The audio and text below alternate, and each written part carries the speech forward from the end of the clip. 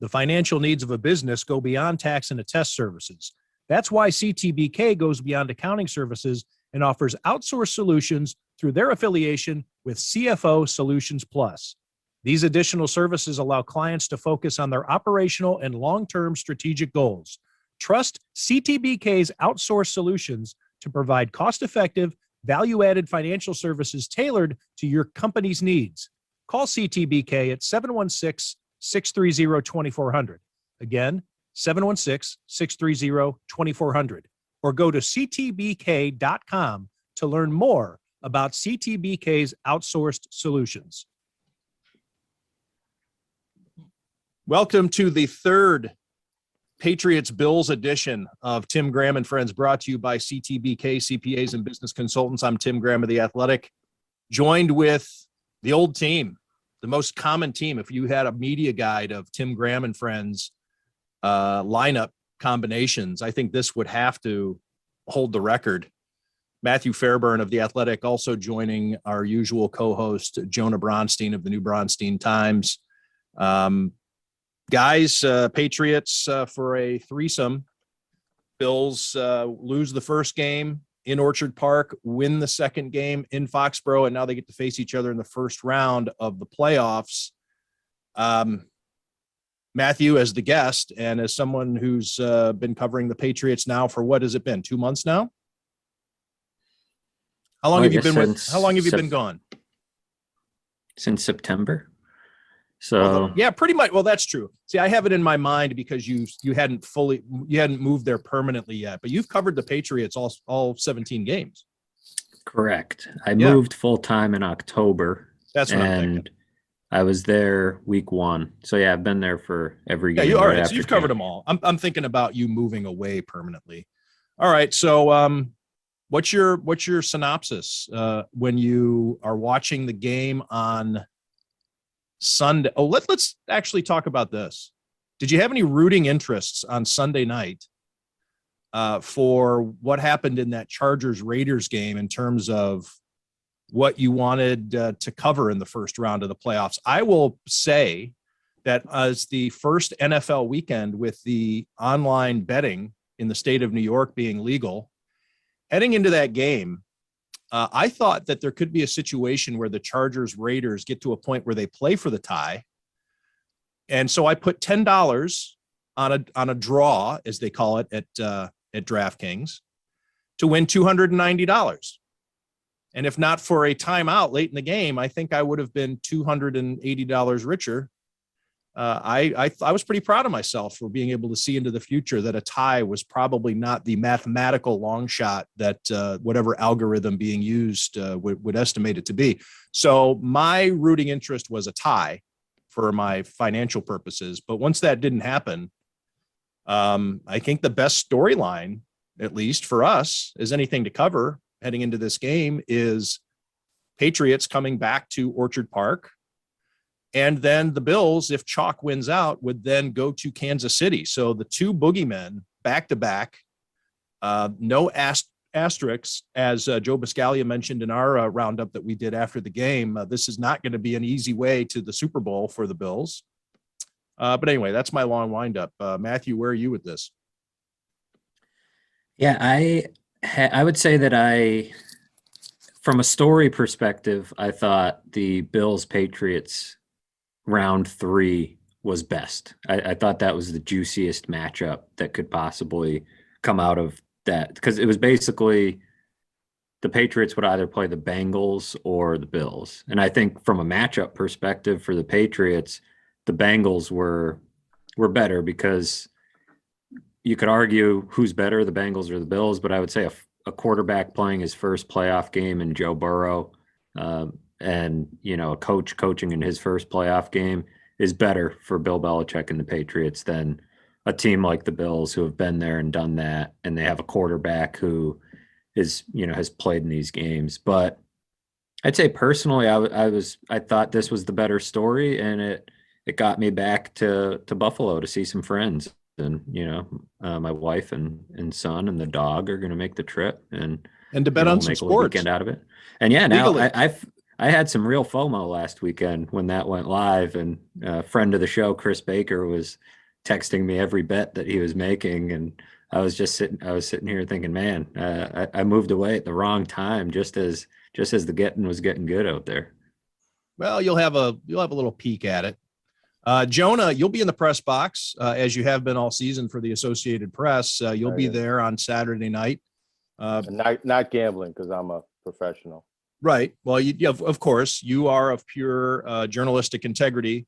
Mm-hmm. Your thoughts on this matchup, and then we'll dig a little bit deeper. But did you have any thoughts on what you thought was best or worst for the Bills in terms of their path to glory? I thought that the Patriots are I don't know about easier, but a slightly better matchup for the Bills. It's a team they've recently beaten and maybe know how they can beat them, even if this game will go differently than the first two matchups. And if I was a Bills fan, I'd be maybe a little scared of Justin Herbert coming in here and stealing a game just based off of his ability. Although I didn't think the Chargers coming all the way across coast and playing in cold weather favored them. So I think the Bills should win this game regardless of who they play. I know there's Bills fans that are a little nervous about Bill Belichick and the cold weather and this game going very similar to that Monday night game that the Patriots won here in Buffalo a couple weeks ago. But I think the Patriots can win this game, but I don't think they're going to win it exactly the same way that game went. I don't even think the Patriots will come in here expecting to do it exactly the same way. You know, that's just not how successful NFL coaches operate, I don't think. And then aside from that, I don't really think the matchup matters. I think the Bills should win at home. And I think I like what Jerry Sullivan wrote in the Niagara Gazette in his column. I think the real story and thing to celebrate here is home playoff game with a full stadium and the buzz and the spirit around town and the week leading up to the game, coming off clinching the division at home and this feeling like, you know, they ended the drought a couple of years ago, but they've had road playoff games in those seasons. Last year, there were only a few fans in the stands. It wasn't an empty stadium. So this feels like a bit like the 90s Bills again, which we haven't had, I think, in the previous playoff seasons over the last few years. Jonah, I think I figured out what that noise is on your microphone. I think your microphone is hitting. Zipper? I think it's hitting your zipper on your hoodie there. You want me to pull my zipper down? Yeah, and for those who are listening, when I say that the microphone is on the zipper, it is a zipper around his neck. It is not sub waist level zippering. I think the cold is going to be a major storyline because it is an X factor in this game, particularly with how the Bills lost in Orchard Park the last time. Mac Jones didn't have to throw all but 3 times. The Bills knew what was coming and still couldn't stop it. And yes, we can take a look at all the pride that the Bills have with having that number 1 defense in terms of scoring, in terms of yards, and in terms of passing defense. But as I was talking to an NFL scout just yesterday, as I was telling him how well the Bills had done defensively, he started laughing and said, yeah, just run at them and those numbers don't matter. And he's right. So the Patriots have a rushing attack. They have the offensive line. They have versatility in their backfield in terms of depth. So if they do suffer an injury like they did in Orchard Park, they still have quality running backs that they can just plug in there. Maybe they do the things a little bit differently. They have their strengths. They have the different things that they do. They're not all totally interchangeable parts, but if something happens, you can't, that the Patriots don't necessarily have to worry about wearing out their running backs if they choose to run it 40 times. So right now, the forecast as we are recording this podcast on Tuesday at 3:48 p.m., the forecast right now is a high of 9 degrees. That is during the day, of course. This game kicks off at 8:15 p.m. So we're probably looking at closer to 0 degrees Fahrenheit. That is, by the way, if we have those listeners up in Canada, this is all Fahrenheit temperature. Throwing the ball, things are a little bit different. I mean, I was talking with Matthew just this afternoon. We were talking about the Freezer Bowl. 40th anniversary of the Freezer Bowl was yesterday, I think, in which I was 10 years old at the time, and I was telling Matthew about the minus 59 degree wind chill, which I don't think he'd ever heard that story before, based on his reaction. But we're not going to have barehanded quarterbacks. They have muffs. They have the little heat packs that they keep in their muffs. Whereas Ken Anderson just stuck his hands down the front of his pants in between plays. They didn't have hand warmers. They didn't even have gloves. In fact, in that game, if you go back and look, the receivers are wearing baseball batting gloves. You didn't even have the sticky gloves or even go through that era of scuba gloves. Those became popular in the mid 80s where they were wearing the scuba gloves before we then graduated to the Newmans that had the sticky, the sticky palms and all that stuff. So far now, I've talked about muffs and sticky palms and Jonah's zipper. So a field day to be had. Today?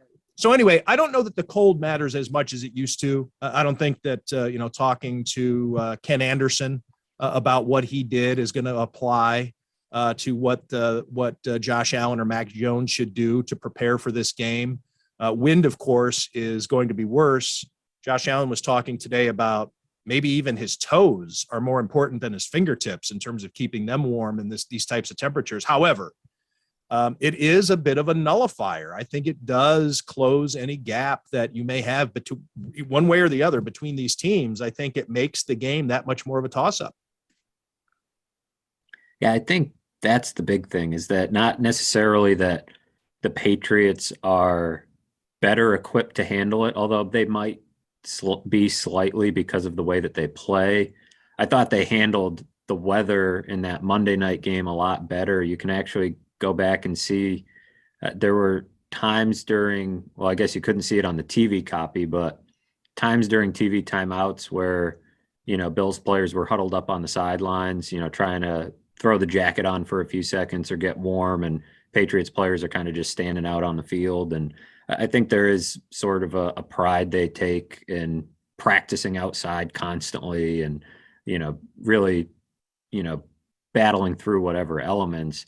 But I don't think that Mac Jones is, going to be a sorcerer in the cold. He has never played in the game, to my knowledge, as cold as what it will be on Saturday. He hasn't done it in the NFL, and I can't imagine there was one in college. I think he played in a few bad weather games or some cold-ish games, but not like this. I think the main thing is, like you said, if it can make Josh Allen somewhat human, that's advantage Patriots. If it, puts a damper on both passing games, the Patriots would take that sacrifice. They'd be fine with their passing game not operating at the smoothest level if it meant that Josh Allen doesn't operate the way that he did in Foxborough. Because I think even when the weather is perfect, Buffalo's defense is going to give Mac Jones a problem. If it were 70 degrees and sunny on Saturday, Mac Jones would probably have a problem with the Bills secondary. The Patriots in general have only thrown 4 touchdowns on the Bills defense since Sean McDermott took over. So whether or not, that's an issue. But that includes Tom Brady.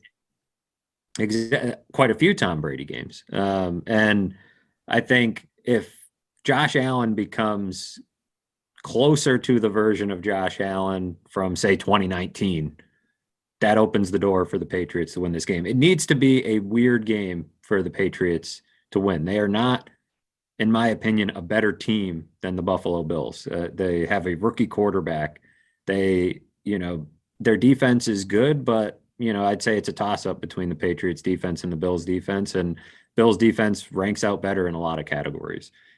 They run the ball better than the Bills do, but overall, pound for pound, the best Bills players are better than the best Patriots players at the most important positions. So with how much they lean on the passing game, I'd like to think that Bill Belichick and his staff are hoping to see the mercury drop more and more on that forecast as it goes on, because the weirder it gets, the better it is for the Patriots. It'll be a shame, and I think a bit of an indictment of the roster construction and the culture of this team, if the weather hurts the Bills. I mean, this is the climate around here. They know what it is. They should be able to prepare for this. They played in bad weather several weeks this season.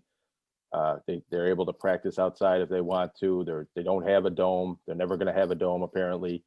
This should be an advantage for the Bills, or at least a neutral field, not a neutral field, but a neutral situation, if you will, against another team from the Northeast. And if the Bills happen to lose this game because it was bad weather, I just think that's a really bad situation, especially considering the history of the Bills using that to their advantage with past teams and past years. Yeah, I know you a just lot of think back. people point to, like, I tweeted out some stats about Josh Allen in the cold today, and people were a little upset about it. It was making the point that we just were talking about, that if it makes him human, that's a good thing for the Patriots. He's had 5 games where it's been 31 degrees or colder. The Bills are 3-2 in those games. Josh Allen has a 50% completion rate, 166 yards a game, 6 touchdowns, 7 interceptions. So not the superhuman player that the Patriots saw in Foxborough a few weeks ago. And yes, most every quarterback in passing attack is going to be worse when it's windy, when it's snowy, when it's raining, when it's freezing cold. However, Tim and I were talking about this earlier. Brett Favre was excellent when it got cold. Aaron Rodgers is really good when it's cold. Tom Brady was and still is terrific when it's cold. And Patrick Mahomes is decent. Jim Kelly was good. So, that's the class of quarterback that Josh Allen is in, right? I mean, he is one of those guys. I mean, nobody's Tom Brady, but Josh Allen is putting up some crazy numbers and playing like an MVP candidate 2 years in a row. And, like you said, Jonah, this weather isn't going anywhere. Tim has reported that a dome isn't coming anytime soon. So he needs to find some version of himself in this weather. That stat, by the way, those stats don't include the Monday night game against the Patriots, because it was actually like 36 degrees at kickoff, even though the wind was gnarly. It didn't show up in the filter. And it also doesn't include last year against the Ravens, which was a pretty cold night, that playoff game. That was like 32 degrees or 33 degrees at kickoff. He didn't play particularly well in that game either. But I don't know. I don't think he's incapable of it. I think he's physically more than equipped to handle it. It might be an entire passing game issue more than it is a Josh Allen issue, because I was somewhat impressed with how he handled those wins when these teams played in early December.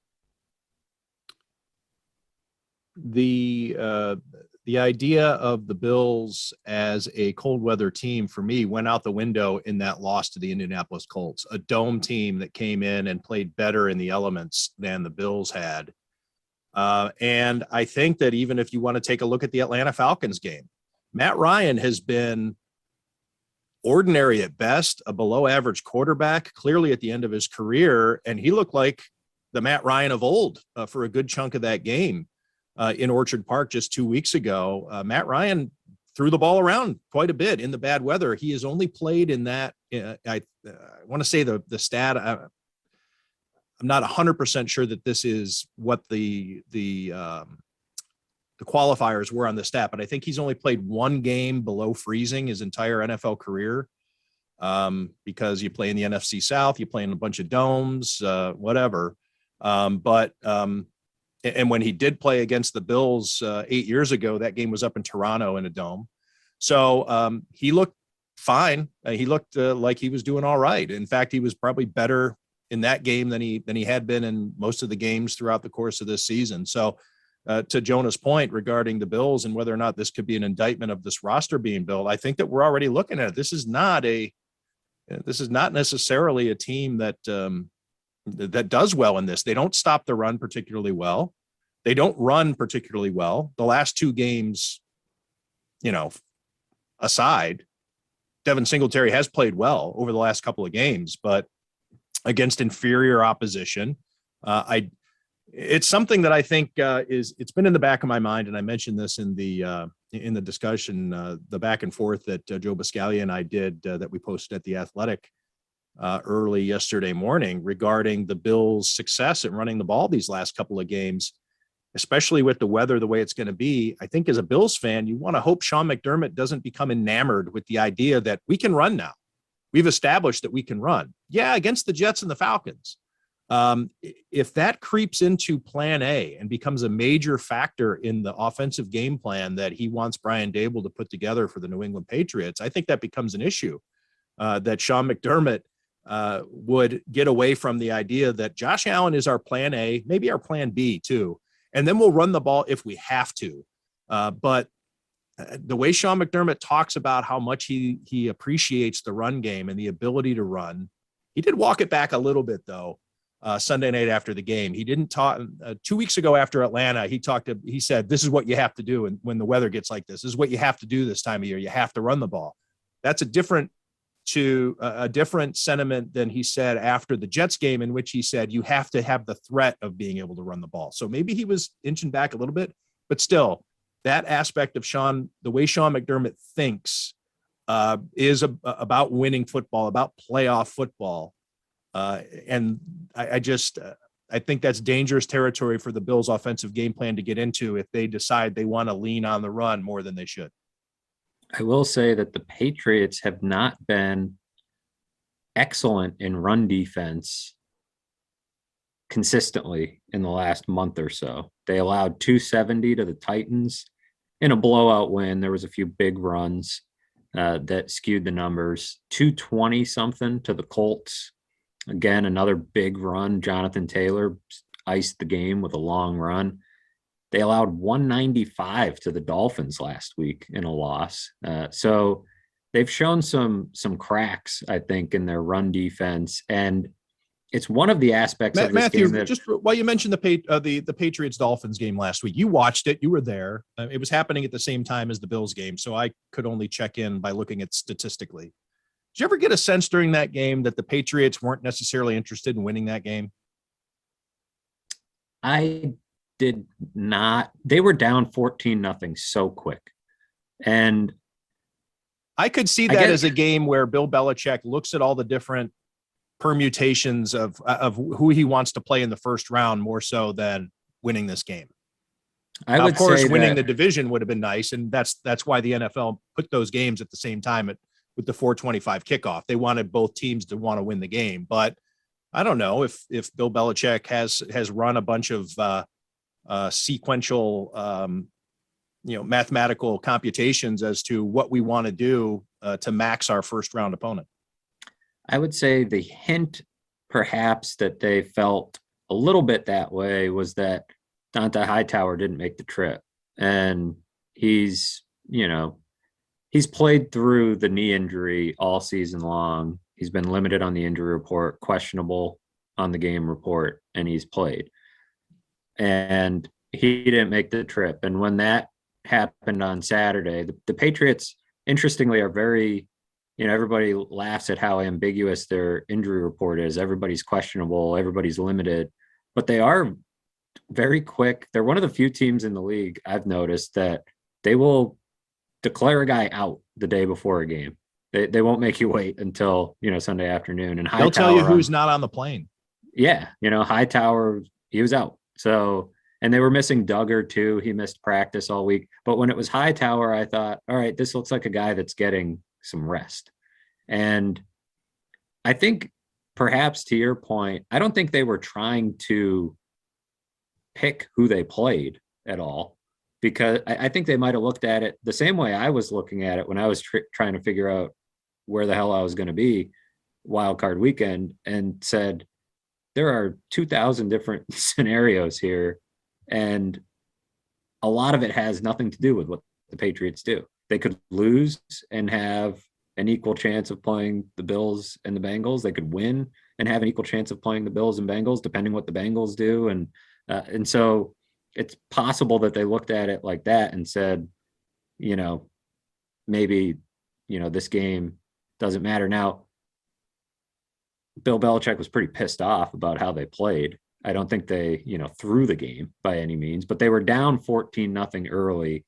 And I hadn't really thought about it until you said that, but it's possible that they maybe kept a few things in their back pocket and said, we're not going to empty the playbook and throw all our best stuff out there on offense when we know we've possibly got a division game coming up next week. So I don't know if they were scoreboard watching and wondering about, hey, the Bills are having a tough time with the Jets. I don't really know, but the Hightower thing kind of tipped me off to like, yeah, they want to win the game, but they got the playoff spot. And there's so many scenarios that, trying to figure out who you were going to play didn't really matter. It was most likely going into the week, 70% chance going to be either the Bengals or the Bills. So I think they probably understood that as much as the NFL wanted it to seem like so much was on the line, regardless of what they did in that game, it was going to be a bit of a toss-up.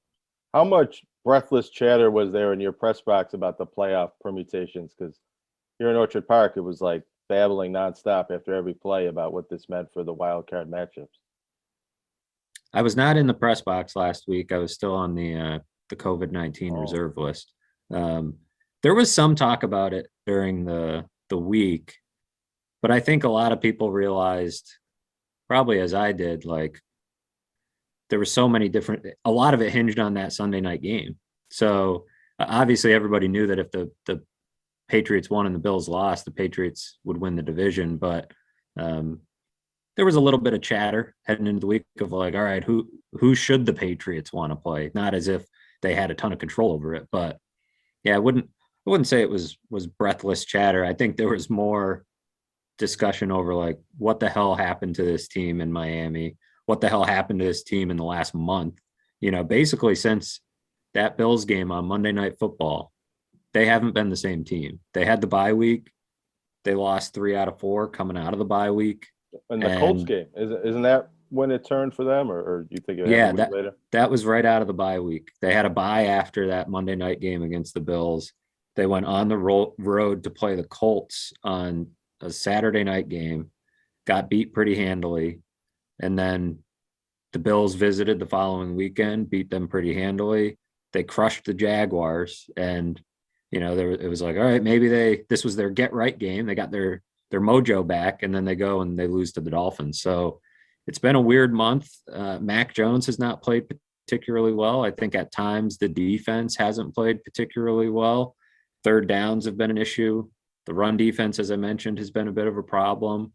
So I don't know. I'm curious to see if they can snap out of it, because so much of the Patriots' mystique is that, you assume they have that ability, but they also used to have Tom Brady and a lot of different players, and they now have Mac Jones. And I don't know if he can just snap out of it and start playing like a superstar, but I do think Bill Belichick and the staff can maximize their chances to win a weird one.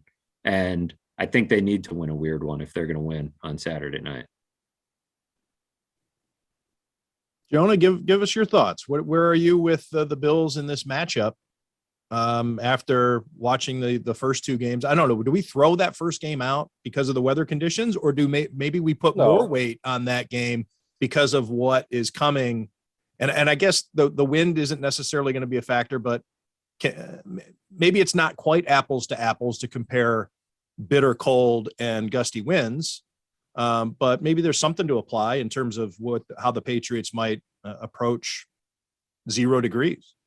Well, I think that game's relevant because it shows that if it is a bit of a ground and pound smash mouth game because of the weather, that favors the Patriots.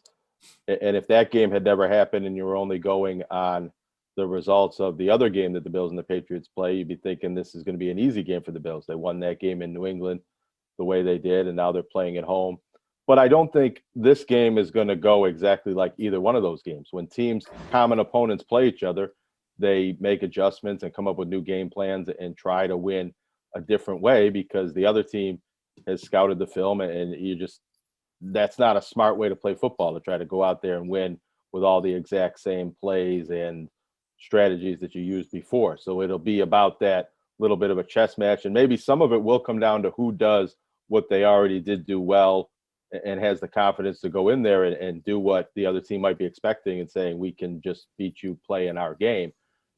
But I think the home field advantage should favor the Bills. It should favor just about all of the teams playing at home this coming weekend. It traditionally has favored teams in the playoffs.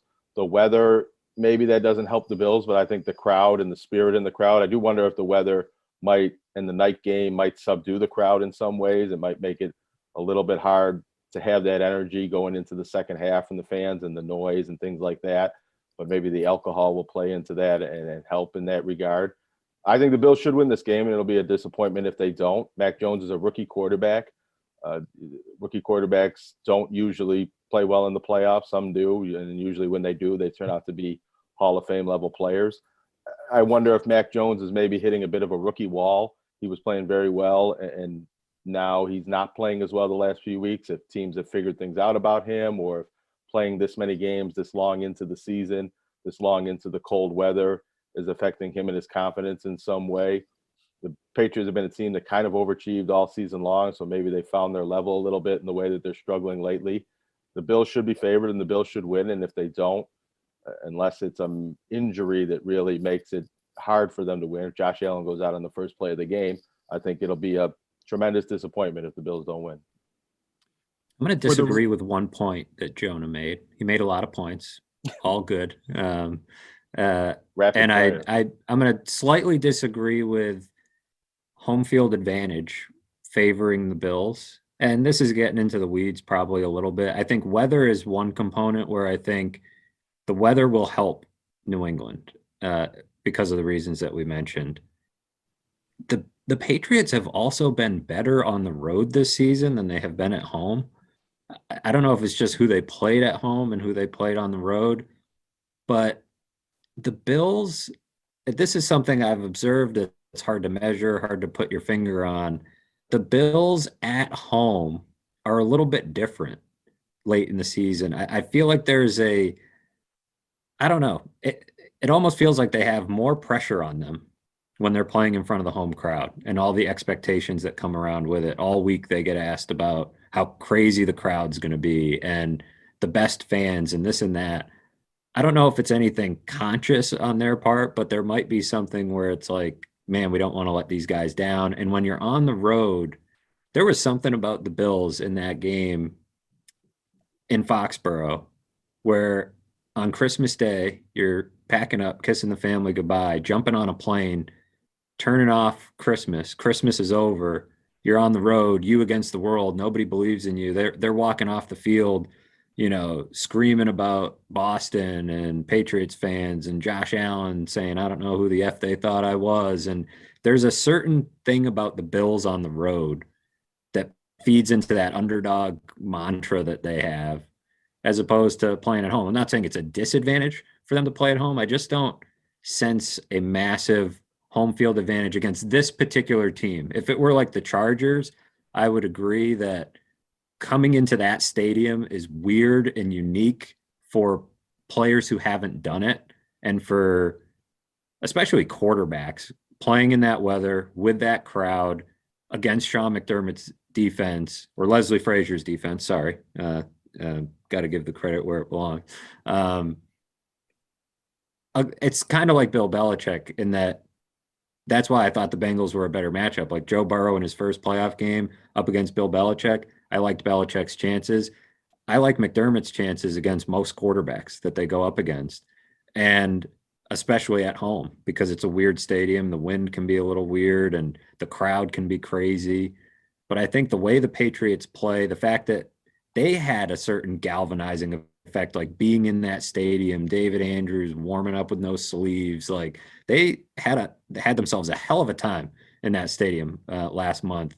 And sports psychology as it is, sometimes it's easier, and I've written stories about this, it's easier to motivate a player by being the underdog than it is to be the alpha male. It is easier to convince a player that nobody believes in you, go out and show them nobody wanted you, nobody recruited you. Just that mentality of I'm going to show them, I'm going to shove it up their ass, versus here I am, come and get me, I don't care. It's like, there's only a handful of people that can pull that off. Mike Tyson walking into the ring with no robe and just his black trunks and his black shoes and no socks and, all that type of stuff. Just, all right, here I am. Even the good teams, we've joked about this before. Bill Belichick accepting Lombardi trophies and saying nobody believed in them. Right. That was the lead to my story that I wrote about it. It's like, everybody wrote us off. Like, no one ever wrote you off. But they convinced themselves.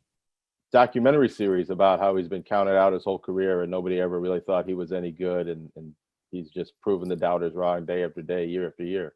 They will make up things to be pissed off about, that you overlooked me or you took me for granted.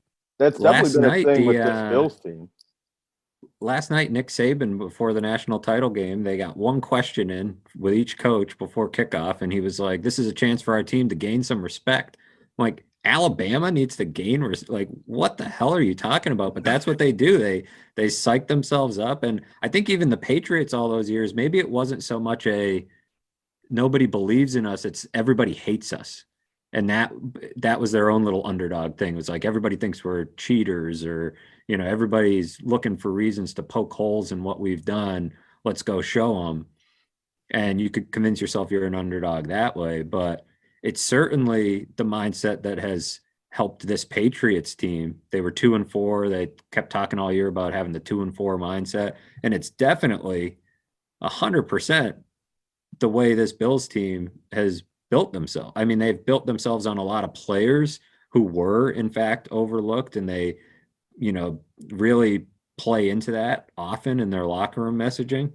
There were times we would walk in the locker room when we were still allowed in the locker room after a game, and Micah Hyde would be yelling about how everybody picked against him, and you'd be like, "Hey, dude, I picked you this week." And he'd be like, "Yeah, well, everybody else was picking against." It's like, no, like 80% of the reporters picked you to win. It's like, well, I'm talking about all they need is a few. Like if it's like, hey, you're favored by 7 points in this game. Yeah, but nobody's picking us. It's like they find a way to make that who they are. And I think that's where even the Bills this year, after that Bucks game, they turned it around. I think part of that was because at that point, everybody was dumping on them. They had a little more material to actually make themselves believe people were counting them out, because I think a lot of people were. Jerry Sullivan picked them to win the Super Bowl, and they're kind of pinning his face up in the locker room like he's their biggest doubter. Whatever works, right? Lindy Ruff, the great Buffalo Sabres coach, used to prefer, and I know we're talking different sports and different formats, but he used to prefer starting playoff series on the road, meaning being the lower seed, because he was confident enough in his team, and he was a master manipulator, a great sports psychologist. All we got to do is win one of these two games, and all of a sudden now we're in the driver's seat. We'll start off on the road, and then we'll come back home, and we can maybe even win it at home. And he has a great playoff record. And then, of course, he would switch it once they were really good in 06 and 07.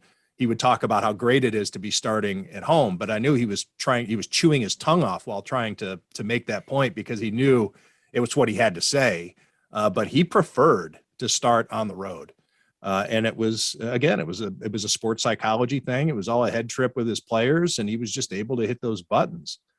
While we're talking about hockey, and I know that Matthew covers it here, or I should say follows it with his hockey background and then being in Boston, Jack Eichel spoke for the first time today, talked about his recovery from his neck surgery and how it's gone as smoothly as he thought it was going to. He went out to dinner the night of his neck surgery. Everything's going great. He feels like he's almost back to normal.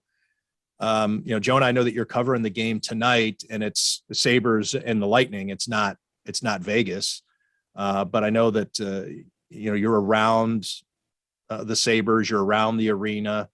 I think it's interesting how Sabres fans are going to handle this Jack Eichel storyline from now until he retires. I'm not talking about just now, but the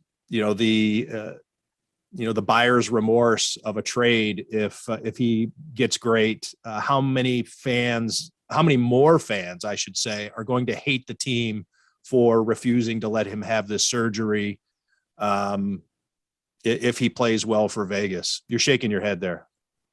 Well, my sense is that there'll be some of that, but I think that only comes into play if Eichel leads Vegas to the Cup or has tremendous success in Vegas while the Sabres still are at the bottom of the league. I think if Alex Tuch and Peyton Krebs and the other young players that they brought in, if the Sabres have success, I think it'll be looked at kind of like the Michael Pekka trade. A lot of Sabres fans didn't like how that played out, but it didn't linger on for years and years afterwards. They got over it because other good players came in and other successes that the Sabres had. And I think a lot of Sabres fans were sick of Jack Eichel, sick of the fact that they really never won with him and some of his attitude. The only problem I think that could arise is if the players that the Sabres got back for Jack Eichel turn out to not be very good, and you question whether the Sabres handled that Jack Eichel situation well, if they should have let him get that surgery and that would have increased his trade value. But if even just one of the players they got in return for Jack Eichel, including with the draft picks that they get, turns into something that you can hang your hat on in a few years, I don't think people will still be ruining the Jack Eichel trade unless he turns into, the best player in the league. I'm curious to see how he plays, like given the surgery and how the Sabres really made it seem extremely risky and controversial to get that surgery. And if he comes out and has, picks up where he left off and has a long career, then I think, to Jonah's point, it's fair to poke holes in how the whole situation was handled. Now, it's hard to do that until you get the sample size of how long can this guy play and the whole thing. But I find him to be one of the most interesting players in the sport right now because of how everything went down. And it's not necessarily a good thing for the Sabres that he's now become one of the most interesting players in the sport because of a feud that they kind of started. But people seem pretty pleased with the guys that they got back. And early returns at least seem like they're different, types of guys, and, they're trying to build the thing a little bit differently. Well, that's the way it always is with a trade, though. And Jonah Yeah. used the example of Michael Pekka. When they traded for Tim Connolly and Taylor Pyatt, people would take a look at how young they were and how high draft picks they were. And take a look at Taylor Pyatt. He's massive. He's going to be the next Todd Bertuzzi. And he was more of a play. He disliked contact more than Tim Connolly did, I think. But in the beginning, you take a look and you're looking, and it's perfect. It's the optimal return you're going to get, and then you will see how it shakes out. But they're saying the right things. Tuck, of course, with his local ties, the Sabres getting in return a player who wanted to be in Buffalo, or at least is saying all the right things. Unlike Eric Stahl, who was traded here against his will and at gunpoint. But at least they got a guy that they knew was going to want to be here. So they're saying the right things. They're doing the right things. There's enough upside, untapped potential regarding this trade that is yet to come that Sabres fans can look at it and hope. But I think that Jack Eichel's, and also, as Jonah mentioned, moving on, turning the page is probably healthy for this organization, even if it does hurt. If you're a Sabres fan, to watch Jack Eichel have any kind of success. Let's say he doesn't even win a Stanley Cup, but he's a steady 30 goal a year player. You're going to look at that and say, that should be our guy. However, he had to go. Like, we had to move. If he wasn't going to, it got to the point, and it's a shame that it got to that point, but it did get there to where a change had to be made, and we needed to hit the reset button. And as much as we say we want to think that we won the tank because we got our player, this is exactly the thing that the anti-tankers were warning us why you shouldn't tank. Yeah, you won your guy. You got your top two guy. And that's what a lot of the revisionists who were for the tank say. Well, no, the tank worked. Well, no, because all the people who are saying the tank won't work is that there are too many other moving parts and variables that you can't bank on it. And that is what turned out to be true. Yes, they got the player they wanted, but too many variables, just too many friggin' variables to bank on any one player, especially in a sport like hockey, maybe in the NBA. And even there, it hasn't necessarily worked. People are Sabres fans first, and we're Jack Eichel fans second. So as long as the Sabres make progress and have good players and good seasons in the future, I don't know how many people will really worry about what happens with Jack Eichel. But if the Sabres are last in the league in a couple of years and Jack Eichel's lifting the Stanley Cup over his head, then it'll be a lot like that Ryan O'Reilly trade, where a lot of Sabres fans wanted to see Ryle O'Reilly get traded, but when the return wasn't so good and he had success in St. Louis, then people were really upset about how that played out. It was kind of like years ago, Jeff Carter and Mike Richards got shipped out of Philly, won a Stanley Cup like right away with the Kings, and everybody's just sitting there like, it's like they had to go, but did they have to? Like, whose fault was it that they had to go? And you only do that when you're ruminating over your own lousy hockey team and wondering why it's so lousy while the other guys are lifting the Stanley Cup. I think more than anything, what Sabres fans, hockey fans in Buffalo need is a team worth talking about, a team worth being excited about, a team that wins. I mean, it is amazing how long they've been so bad. And so you'll divert your attention any way you can and get angry about all sorts of things if you sit and think about that team and watch that team long enough. And it seems like they're showing a little bit more life and they're trying to build it. I don't want to say the right way, because who knows, a different way at least. And man, hopefully it works out for the sake of everybody who loves hockey there, because right now I think the bigger thing that is opening my eyes is like how few people are going to games, and the way people are responding with their even though they're not wallets. winning a lot of games, they're at least scoring goals. I mean, that's what you want to go. You want to go and sit and see some plays be made. And that was what was happening when Ralph Kruger was the coach. They were losing and not making any entertaining plays. Well, at least now you're getting some value for your entertainment dollar. But fans are that fed up with it, I guess. And I think the pandemic probably also, it's like it knocked you out of your momentum of, it was just habit, right? You go to the Sabres game. It's wintertime and, it's one of the events that you do. It's like a Friday night or a Saturday afternoon or a Tuesday and there's nothing else to do. And you go to a Sabres game.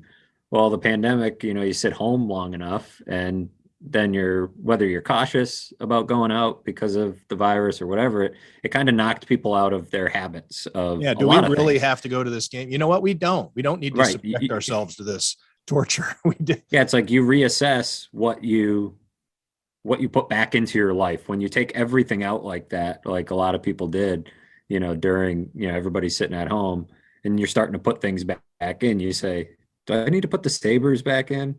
They're still no good.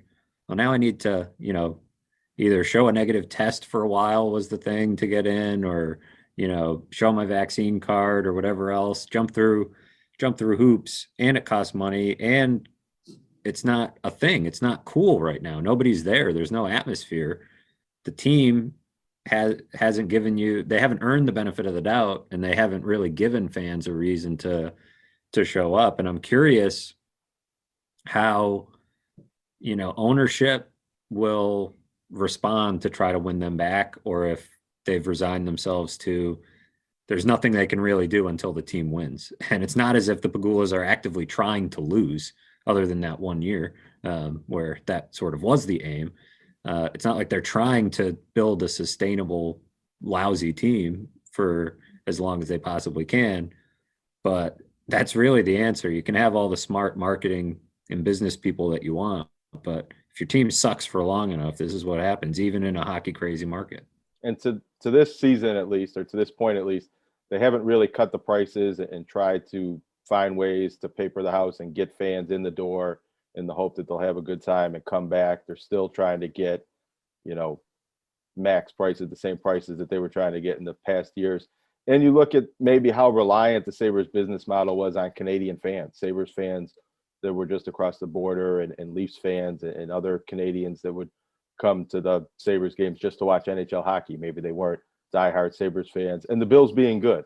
A lot of the Sabres' best seasons, especially from a fan support and fan energy standpoint, came during years when the Bills were forgettable and a lot of casual fans turned their attention to the Sabres. And the Bills being good, the season lasting longer into January, I think is keeping people from wanting to pay attention and care about the Sabres. That's exactly true. It is. That's an old Buffalo sports calendar. I don't know, tradition's the right word, but it's like when They say that the All-Star game in baseball is the midpoint of the season, even though technically it isn't. Or when winter begins when December comes around, even though it's not until the 21st, the 22nd. Hockey season doesn't begin in Buffalo until the Bills are done playing, traditionally. Or when the Bills are eliminated from the playoffs, really. Right. Right. When to give up on the Bills. Right. When the Bills are done playing meaningful games, so in many respects, the Sabre season hasn't really started yet because nobody's paying attention to it. Matthew, thanks for doing this. Appreciate you joining us and talking about the Patriots, giving us your thoughts on them heading into this third matchup, the rubber match against the Bills. I have a quick question for Matt before we get out of here. I want to know how he's going to time his morning sunlight and cold exposure on Saturday so that he's ready to write on deadline Saturday night. It's a great question. I fell out of my morning sun routine when I got COVID and I had to stay in one room of the house, and I was trying to not leave that room very often to avoid getting my wife and son sick.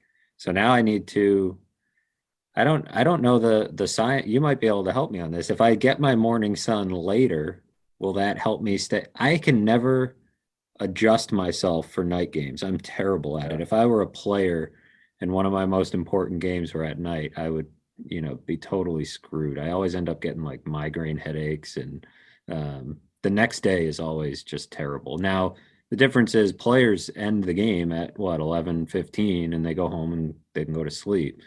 11:15 is like when work starts, essentially. For us, it's rough. So I don't know. I'm going to have to probably get my morning sun a little later in the day, although I didn't really want to go outside today. It's very cold. The key is that it needs to be consistent from day to day. And this is my scientific expertise here. But so maybe if you start doing that early in the week, you might be adjusted by Saturday. Or, I think it's an issue. I mean, it is hard to go from covering early games and being mentally focused on 1 o'clock starts, and then the night games seem to start way later in the day. And I think it's harder to be focused on deadline at night unless you're a real night owl and you thrive in those kind of situations. Good for Timmy here. He likes the nighttime. He does his Yep. Morning sun for Timmy is like 1 p.m. That's vampiristic type stuff. Yeah, I'll avoid the sun. It is interesting. It gives me, I feel like there are little moments in my life where I kind of just like, I don't know. Sometimes I feel like I cannot relate to aspects of the people that I cover in any way. Of course, they're all people. There's you can connect human to human with coaches, players, front office people, but there are elements of the football life that are just foreign to the rest of the world. But there's times where I'm like, oh, this night game really kicked my ass. I wonder what it did to those guys. They had to play. I just had to sit there, and I have a headache. What about those guys? Like they must be in tough shape. Or even moving this year, I was like, man, you look at a coach's bio and he's in like 7 teams in 10 years, and I'm like, geez, like doing this once like took years off my life. Like these guys picking up and moving all over the place all the time. Like, what a way to live. I don't know, but. So I like to look for those little human moments. I don't know. Somebody needs to ask Sean McDermott about sunlight exposure, because I feel like he'll probably, the sports science department over there has probably studied when it's best to have the players get their morning sunlight. But if you're coaching and you're in the film room 18, 19 hours a day, you're probably not getting a healthy exposure to sunlight and fresh air outside. What do you guys remember? You guys remember a couple of years ago, it was going around social media about making sure you got sunlight on your anus. And I don't mean I don't mean the planet, but there were pictures all over the place of people, pulling their knees up to their chest, out in Sedona or whatever, so they could get sunlight on their buttholes. You guys practice that, don't you? I don't practice it, but I have read that sunlight on your testicles can be good for your testosterone production, and I don't necessarily practice it, but if I could find a way to properly do that, I might experiment with it.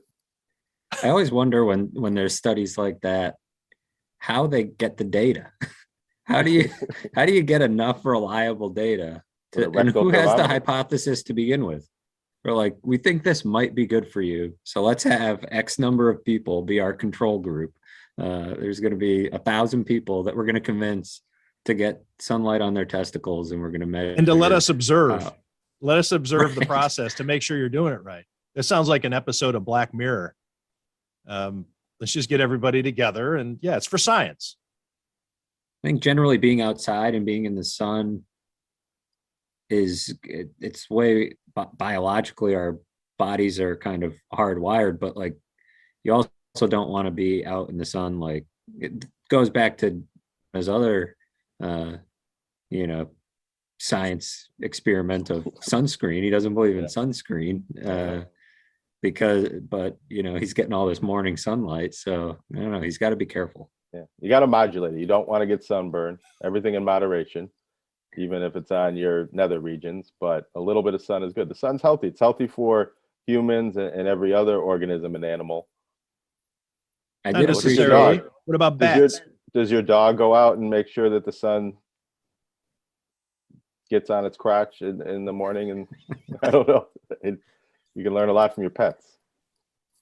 I did appreciate today, Twitter is just terrible in most every single way. No matter what I tweet, somebody's angry at me, it seems like. And everybody was angry about the Josh Allen stats I shared. And I did appreciate Jonah responding that, prolonged cold exposure has a lot of physiological benefits. It gave me a nice chuckle and really lightened the mood. Hopefully others felt the same. As we went back and forth, I was wondering how many people were sitting there looking at us go back and forth, thinking that we're having a serious discussion about, I wonder, this might be something you might want to ask Bill Belichick on Friday, that he might give you a 45-minute answer about morning sunlight and cold exposure and how that's benefited him and his football coaching over the years. He doesn't strike me as a guy that gets a lot of morning sun, but I don't know, maybe he does. He has a tremendous amount of energy. That's a thing about Bill Belichick that, legend has told over the years, in these various books that are written about him and the Patriots, is that Bill Belichick has like an abnormal amount of energy. And I don't think he's a big coffee guy. He's just like, for whatever reason, maybe it's just because he loves football and loves what he does, but he's just like, he's got an abnormal amount of energy. He doesn't need as much sleep as the rest of us. It's possible he's secretly getting morning sunlight, and that's what he does. On cold days before games, he'll be out there in shorts, so he does seem to think getting some cold exposure is helpful. Might be onto something. For those who aren't attending the game and want to get around some other people, consider Amherst Pizza and Ale House. You can watch all the college and pro football games, the pay-per-views, everything there at the Amherst Pizza and Ale House at 55 Cross Point Parkway in Gettsville. That's right off of Millersport Highway in the 990. Amherst Pizza and Ale House, a ton of TVs, and maybe when it's a little warmer than 0 degrees outside, they do have heaters out on the patio, so you can actually watch the games out of doors, even during the winter. I would suggest wait for temperatures to get a little more milder. Recognized by ESPN.com as Western New York's top spot to watch sports. As we've mentioned on here a bunch of times before, Jonah Brownstein and I go there to watch the games when we're done covering the games, the Bills on Sunday. Stop in or call for takeout and delivery, 716-625-7100. Again, for takeout and delivery, 716-625-7100. Amherst Pizza and Ale House. It would be a good marketing ploy if they showed the game outside on Saturday and said, you can't be standing out there in the cold. Come stand out in the cold with us and be a real fan. Yeah, and find out exactly what the players are going through. Yeah. They can get a jugs immersive machine experience. Get a jugs machine and fire some Dukes at you at 60 miles an hour, so you can find out what it feels like to catch a Josh Allen pass in 0 degrees. Watching the game in the cold is probably worse than playing. The Bills have heaters and different ways to warm up at halftime and moving around and stuff like that. And I don't know if you've ever attended a Bills game on a bad weather day and the wind's whipping in your face, but to me, it was maybe the most miserable experience of my life. I did it once for a story when they were playing the Browns in December and tickets were like $6 and it was just disgustingly cold out. And I thought, who the hell would sit up there? And so I went up there and sat up there and never would want to do that again. I don't know how people do it, but especially in the upper deck. I think when it's down lower, I think when there's a lot of people around, it gets, it insulates you a little bit, but you got to be well prepared with hand warmers, feet warmers. It's not my cup of tea. I respect everyone who does it and who, finds enjoyment in it. They probably feel, I imagine most people don't enjoy it. I don't know. I think that they don't go there to standing out in the watch the cold. game as much as they go there to say I did it, that I was at the game. It's almost like the adventure of it more than being able to watch a football game. I also think there's an element of feeling like the team needs them, right? Like they need to be there. Yeah. Because of the reputation that they've established as an unruly fan base, as a great home field advantage and everything else.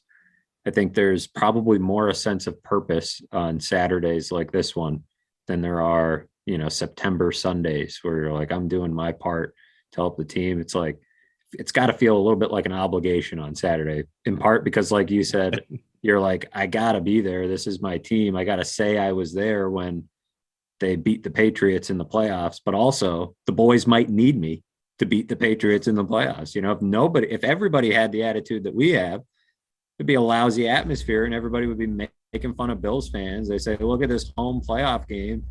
Nobody's in the stands. So you gotta uphold your reputation. Yeah.